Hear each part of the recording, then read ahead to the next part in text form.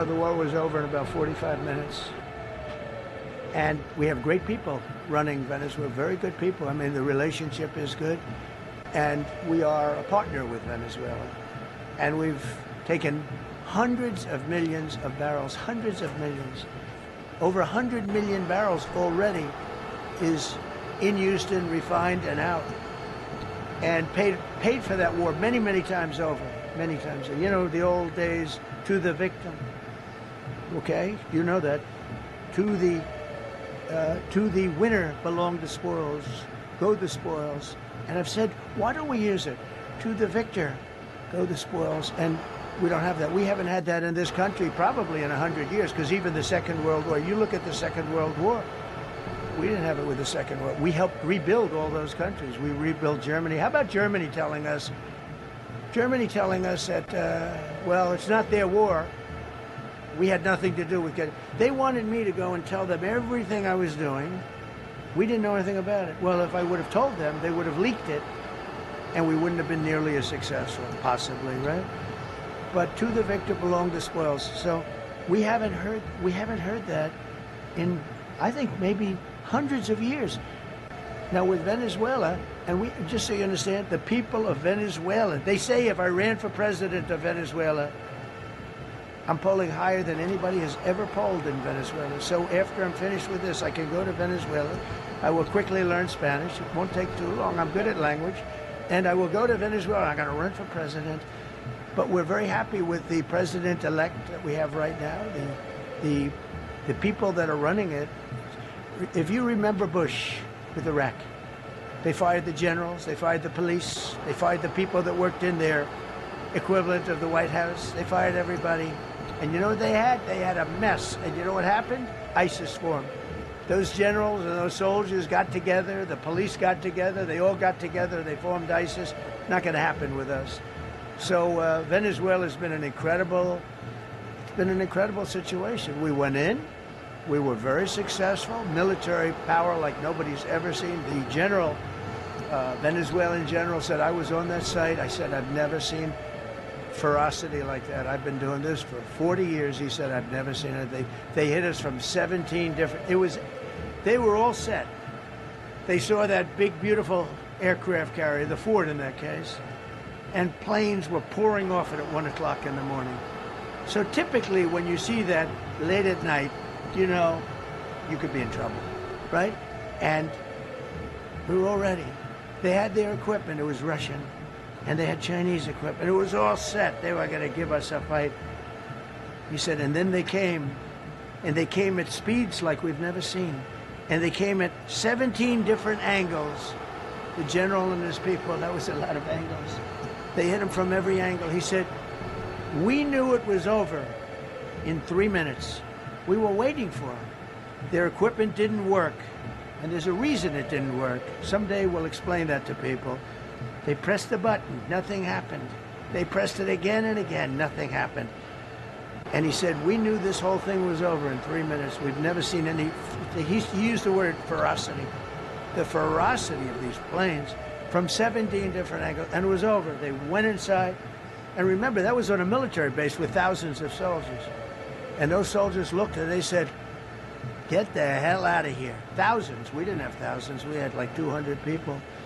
So we have a great military. And I'll tell you what, somehow this rescue captured the world's attention, more so than normally. You're talking about 2 people. But this rescue,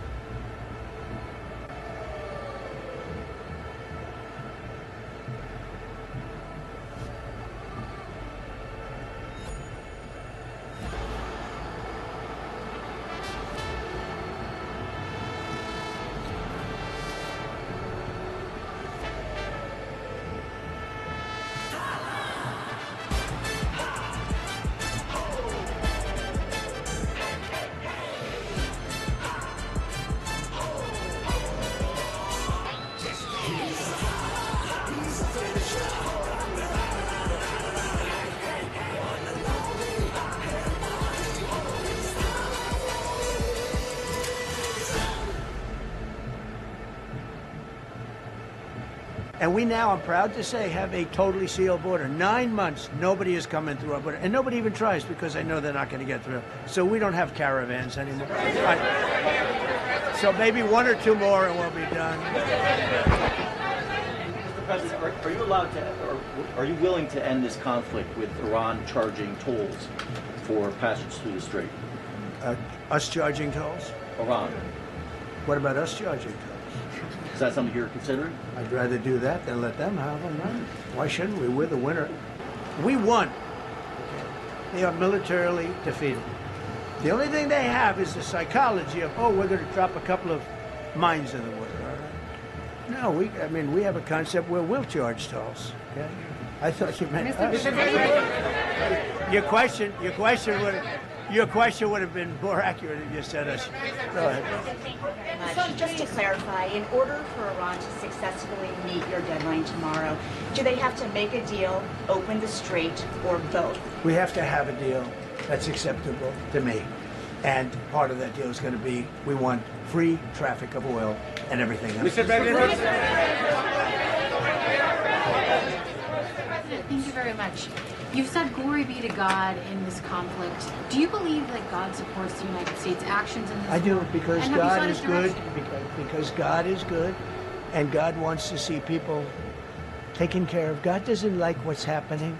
I don't like what's happening. Everyone says, I don't enjoy this. I don't enjoy it. These two guys don't enjoy it. You know, people say, oh boy, they're so tough. I don't like seeing people killed. I've ended 8 wars. Nobody's ever done it. The person who won the Nobel Prize came to me and said, you deserve the Nobel Prize. She announced that. When they announced, they said, goes to Maria. She's a great person, really a good person. She said, no. This is ridiculous. They gave me the Nobel Prize. President Trump ended 8 wars. I could go over every one of them, including India and Pakistan, where the Prime Minister of Pakistan said, President Trump saved from 30 to 50 million lives. That makes me much happier than what we're doing right now. That makes me much happier. We have 1 more to end, by the way. Okay. President, you called yesterday in your Truth Social, you called the Iranians crazy bastards. True. What is your response to critics who say that I don't care about critics. What is your response to critics who say that it is your mental health that should perhaps be examined as this war continues? I haven't heard that. But if that's the case, you're going to have more people like me, because our country was being ripped off on trade, on everything, for many years until I came along. So if that's the case, you're going to have more people. Dasha, go ahead. Dasha, go ahead. You said that very little is off limits in Iran as far as targeting, including power plants, bridges, you've mentioned those. Very little is off limits. Are there certain kinds of civilian targets, though? I'm thinking schools I don't want to or tell you hospitals that. you I don't want to tell you that. We have a plan, because of the power of our military, where every bridge in Iran will be decimated by 12 o'clock tomorrow night, where every power plant in Iran will be out of business, burning, exploding, and never to be used again. I mean, complete demolition by 12 o'clock. And it'll happen over a period of 4 hours if we wanted to. We don't want that to happen. If I ever do this again, that's going to be the head of my Joint Chiefs of Staff. And we worked with that way anyway. It's amazing. He took out ISIS. We defeated ISIS in 4 weeks. I was told it would take 4 years. I flew to Iraq to find out, with the greatest equipment in the world, why would it take 4 years? And he told me, sir, it won't. It'll take 4 weeks and you'll have time left over. And that's exactly what happened. So he's great. And Pete, all I can say is that he was treated very unfairly. And now those same people that treated him unfairly, that fought against him, they called me up saying, what a great choice he was. I said, well, what happened during his nomination? What happened to you? I'm telling you, people that were not for him, senators, friends of mine, sir, I don't think you're doing the right thing. Now they're calling me up. What a choice. These two guys are fantastic. And John Ratcliffe was incredible. It was actually their genius that called us from, he was 40 miles away. And he said, you know, we're seeing something moving up in the mountain. This is at night.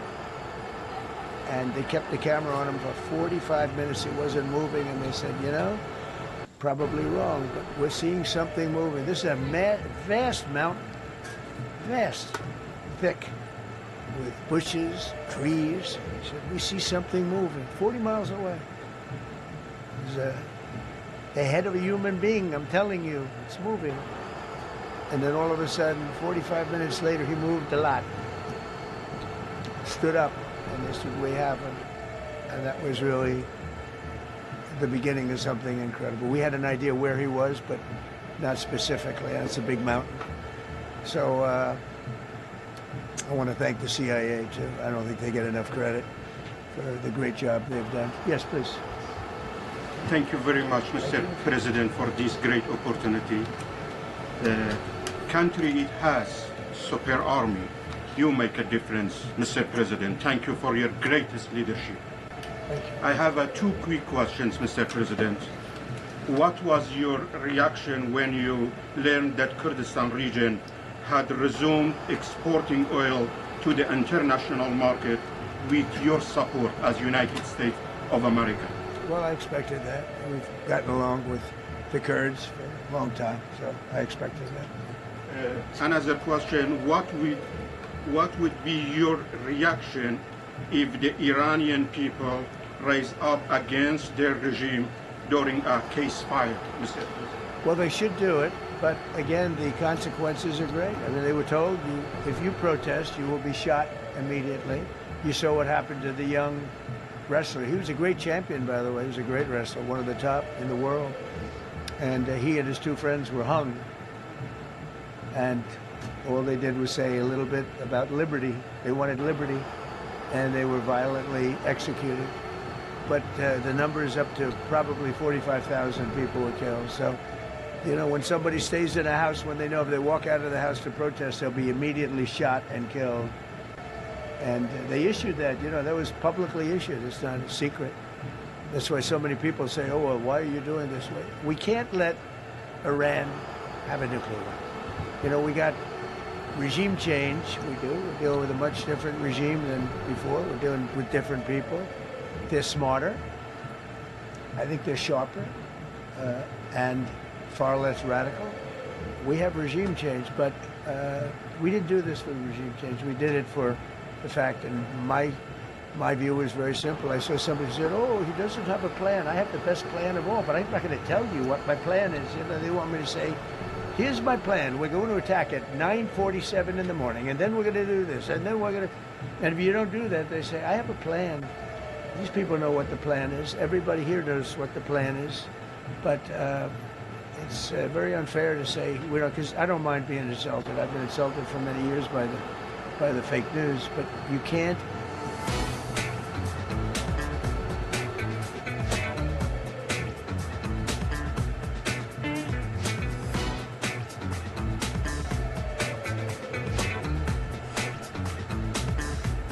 You know, the plan to the media. So, you know, but we're just thrilled by the success of this operation. Yes, please. Thank you, Mr. President. You've said Iranians would be mad if you stopped these attacks, but why would they want you to blow up their infrastructure, to cut off their power? Wouldn't that be punishing Iranians for the actions of the regime? They would be willing to, and it's suffering, they would be willing to suffer that in order to have freedom. The Iranians have, we've had numerous intercepts. Please keep bombing. Bombs that are dropping near their homes. Please keep bombing. Do it. And these are people that are living where the bombs are exploding. And when we leave and we're not hitting those areas, they're saying, please come back, come back, come back. These are the people. I don't know what they do. All I can tell you is they want freedom. They have lived in a world that you know nothing about. It's a violent, horrible world where if you protest, you are shot. Remember the great woman protests where they had 400,000, 500,000 women, and they were all enthused and they were going to protest, and everybody said, oh, the regime's going to come to an end. And then all of a sudden, boom, boom, 5, 6 different areas. A woman would go down right between the eyes. They had snipers. They had 5 snipers. That's all it took. And those 400,000 or 500,000 women said, oh my God, what's that? oh, look over there. What's that? A woman shot right between the eyes. And after 5 or 6 of them go down, then you start hearing the purr through the vast number of people. And then they said, oh my God, who would do that? And they're incredible people, but they've lived so horribly. They've lived so horribly. You know, Iran was a great country if you go back 25 years ago or so. The Persian people, they're incredible, smart, brilliant actually. And I know so many. I know coming from New York, originally I know so many people from Iran. They're incredible people, incredible energy and very, very brilliant people. But when you're standing in a group and protesting and you have a woman, in the case of the woman, remember the Great Woman March, everybody was saying, oh, this is the end of the country. And then snipers selectively picked. Every single one was shot right between the eyes from a long distance. They were on top of buildings. Nobody even knew where they were, where they're coming from. This wasn't like a machine gun, which is also very bad. They've done that too. They did that recently. This was snipers sitting on the top of buildings, aiming and hitting women.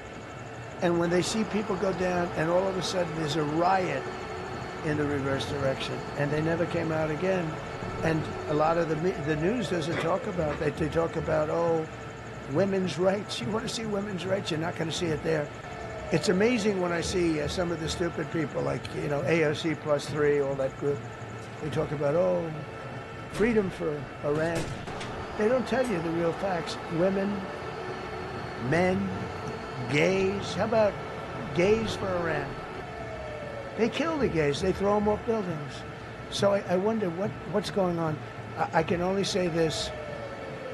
They want us to keep bombing, even if it jeopardizes, because their life is in much greater danger. They want freedom for Iran, but it's very hard for them to protest. I actually tell them, I said, don't go out. I fully understand.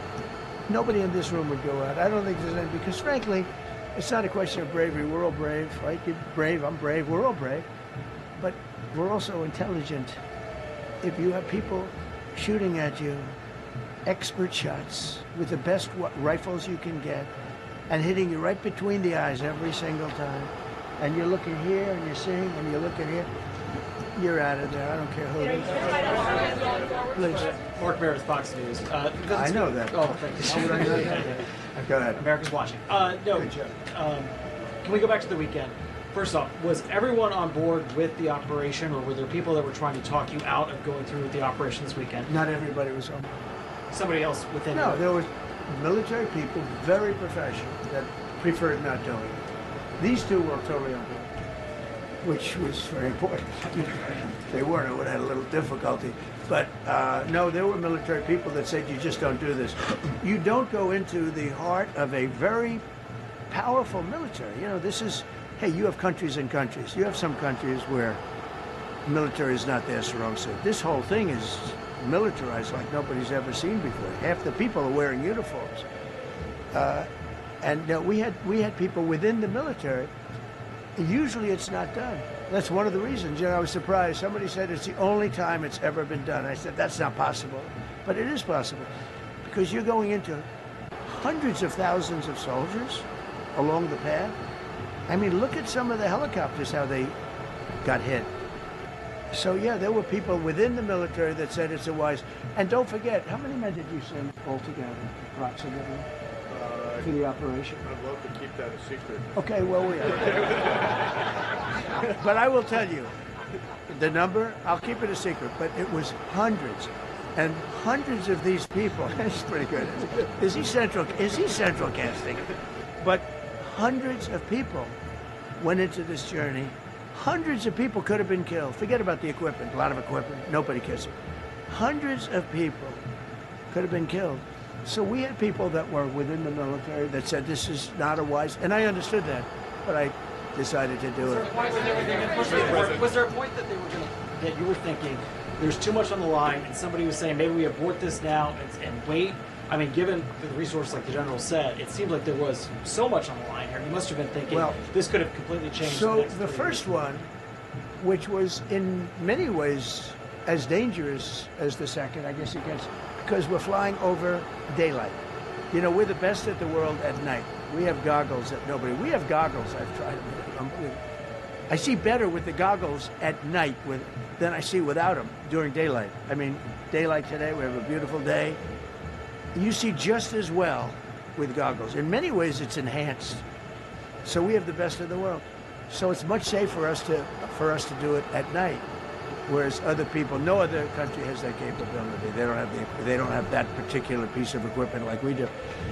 But when I was told flying and in daylight, I think we flew 7 hours over Iran, and that's a long time, over unbelievably hostile territory where they have nothing but weapons.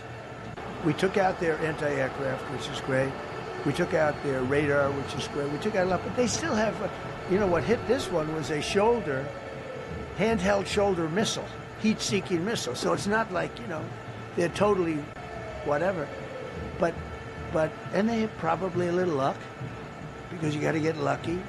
But they shot it, and it got sucked in right by the engine. But these guys were out of there. They were great. Their timing was great. But no, I was told that this is a very dangerous mission. I understand. They didn't say it's a foolish mission. They said, we're going to be sacrificing hundreds of people to do this. This is, you have tankers that are flying over this area so that because the flight was so long, they had to refuel. It's a very dangerous mission. I just felt it was worth it. If you would have told me that we would have been successful, gotten both, and nobody was even essentially injured, I would have said that would be impossible. Yeah, please. Mr. President, thank you very much. Thank you, sir. I'll come back. Okay. Given that you are now dealing, you say, with a more reasonable, less extreme leadership in Iran, what does that mean for the protesters, for the human rights movement in that country after this conflict? Well, what's your expectation? Yeah, if they assume control, if we do something and they assume control, I think it's very positive, a big step. I don't think you'd see the radicalization that you have seen in the last. Look what happened. Women are being executed because they're not properly clothed, they say. They're not properly clothed, and they execute.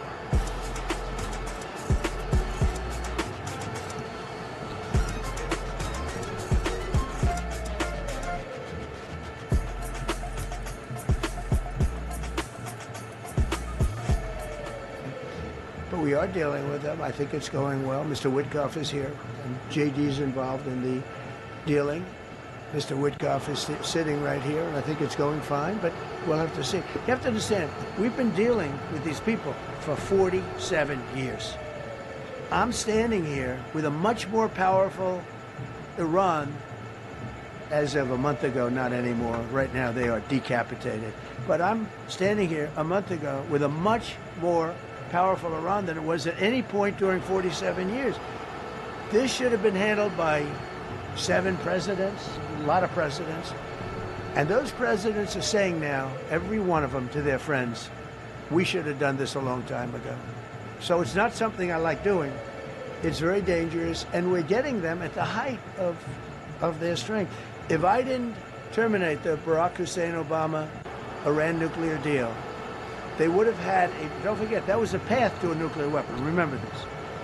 He chose Iran over Israel, pure and simple. How Israel can vote for a Democrat is, if you're Jewish in New York City or any place else in this country, and how you can vote for a Democrat is unbelievable, because he chose Iran, a very hostile Iran. Remember when he filled up a 757 with cash, billions of dollars of cash, and he sent it over to them. Then they gave them tens of billions of dollars. He chose Iran over Israel, and really the Arab world, if you look, because, the other, Saudi Arabia, Qatar, UAE, you take a look. I can add Kuwait, and I can add Bahrain, and you can add others. He chose such an unlikely candidate. Nobody could believe it. Frankly, if you're going to choose between Iraq and Iran, he should have befriended Iraq. He went in the exact opposite direction of all thinking, and he made a terrible mistake. But that was a road to a nuclear weapon. And when I terminated that, everyone said, oh, he terminated it. It was one of the best things we ever did, because he had a road to a nuclear weapon. And it was a very short-term deal. You know, countries don't do 10-year deals. Countries do hundreds of years. You don't do a 10-year deal. For a country, you need, this isn't, you're a landlord and you're renting a store on a certain street and you give somebody a 5-year or a 10-year lease. This is a country. It was a short-term deal. It was ready to expire. I terminated it before it expired. It took a lot of heat, and it was one of the best things I ever did because he would have had a nuclear weapon. Then he would have had another nuclear weapon, had those beautiful B-2 bombers not gone in 8 months ago and obliterated that site. And by the way, the word is obliteration. CNN said, well, maybe it wasn't complete. It was so complete that they still haven't been able to get it. It was obliteration. But if we didn't hit them, that was a courageous decision, too, because we had all those planes flying in at night with very little cover, unbelievable stealth planes, and they were able to do their job. If we didn't do that, Iran would have had a nuclear weapon at a high level, either one of those two instances. And if they did, in my opinion, I told this to Bibi Netanyahu yesterday, Israel would have been extinguished. Large portions of the Middle East would have been extinguished, whether it's Saudi Arabia, Qatar, UAE, or others. And you saw that with thousands of missiles raining down upon them. They didn't think they were going to be hit. They thought they'd be watching us fight. And all of a sudden, UAE got hit by 1,500 missiles. He would have taken them out also. And they were powerful. If I didn't come along and terminate the Obama deal, which was terrible, the Iran nuclear deal was a road to a nuclear weapon, a big one, unlimited, legally. I terminated it without even much thought. It was so easy. I terminated that, and then the B-2 bombers. And I did one other thing. I had killed Qasem Soleimani, who was an evil genius. And the reason I did it, I heard he was going to knock out 5 of our military bases. And had he lived, I believe we would be fighting perhaps a different Iran right now, because he's never been replaced, you know. And I did one other, but this one was not picked up. Osama bin Laden. If you read my book, I said you got to take him out 1 year before the World Trade Center came down. So I wish you'd read the book. But you, as a president, to be a good president, I believe you have to have good instincts. And a lot of this is instinct. Yeah, please. Thank you so much for taking my question, Mr. President. Mr. President, last week you suggested that Europe should take the lead on reopening the Strait of Hormuz. Has circumstances changed now that you're issuing a direct 48-hour ultimatum? And secondly, would a new ceasefire include Israel, or would it just be between Iran and the US? I can't talk about ceasefire, but I can tell you that we have a active, willing participant on the other side. They would like to be able to make a deal. I can't say any more than that, but they'd like to Mr. President, excuse me. Please, go ahead. Thank you, Mr. President. Who are you with? My name is Dia Kurd. I'm with the largest Kurdish media outlet, Ruda Media Network. It's based in Iran. Go ahead. Mr. President, you said before that you don't want the Kurdish forces to enter Iran and be harmed. Do you still want them to stay away? Or what role do you expect them to play now? I'd rather have them stay away. Because I think they bring with them some problems and some difficulties. And I don't think they bring death, to themselves. But I'd rather have them stay away. Go ahead. Thank you, Mr. President, for the question. Deliberate attacks on civilian infrastructure violate the Geneva Conventions and international law. Who are you with? I'm with the New York Times. Zolan from the New York Times. Are you failing? Are you concerned? Circulation way down at the New York Times. Are you concerned that your threat to bomb power plants and bridges amount to war crimes? No, not at all. No. I hope I don't have to do it. But again, I just said 47 years they've been negotiating with these people. They're great negotiators, and because they're not going to have a nuclear weapon. And if somebody that takes my place someday is weak and ineffective, which possibly that will happen, because we had numerous presidents that were weak, ineffective, and afraid of Iran. We're never going to let Iran have a nuclear weapon. And if you think it's okay for people that are sick of mind, that are tough, smart, and sick, really sick, from a policy standpoint, from a any which way you want to say. Mentally, these are disturbed people. If you think I'm going to allow them, and powerful and rich, to have a nuclear weapon, you can tell your friends at the New York Times, not going to happen. That means violating international law. Quiet. You no longer have credibility at the New York Times. Because the New York Times said, oh, Trump won't win the election, and I won in a landslide. I won every swing state. New York Times said, oh, Trump won't win the election. New York Times has no credibility. The credibility they have is it used to be all the news that's fit to print. The old gray lady, it was great, but they're running on past fumes, and you can't keep doing that. You have to be able to give the correct news. And people like you, who I know, are fake. You're fake. Go ahead, please. Your messaging on the war has moved from the war is coming to an end to war going to be bombing Iran to the Stone Ages. And we've heard a range of those kind of messages. So which is it? Are you winding this down? Can't tell you. Or are you escalating I can't tell you. I don't know. I can't tell you. Depends what they do. This is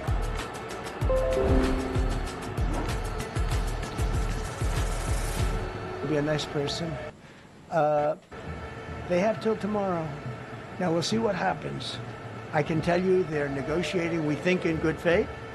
We're going to find out. We're getting the help of some incredible countries that want this to be ended because it affects them also. A lot of people are affected by this, but we're giving them till tomorrow, 8 o'clock Eastern time, and after that, they're going to have no bridges. They're going to have no power plants. Stone Ages, yeah. Stone Ages. CNN fake news. Are you willing to make a deal that does not include reopening the Strait of Hormuz, or is that now a top priority? I would say it's a very big priority because, see, that's one thing that's a little different than other things. We can bomb the hell out of them. We can knock them out for a little. But to close the strait, all you need is one terrorist that somehow has a truck loaded with, because you can carry them in trucks, large trucks, a water mine, drop them in the water, and now you tell people that own ships that cost $1 billion to don't worry about the mines. You can do that even just by saying we put mines in the water. So it's not like the rest. We can knock out their military. We already have. We've knocked out their Navy. We've knocked out their Air Force completely. We've knocked out 158 ships in 3 days. We've knocked out even their mine droppers. They don't have any mine droppers anymore, but they put them on other boats, and they could drop them. I'm not even sure they have any mines there, by the way. I'm not sure. I'm personally, they say there might be 8. I don't know.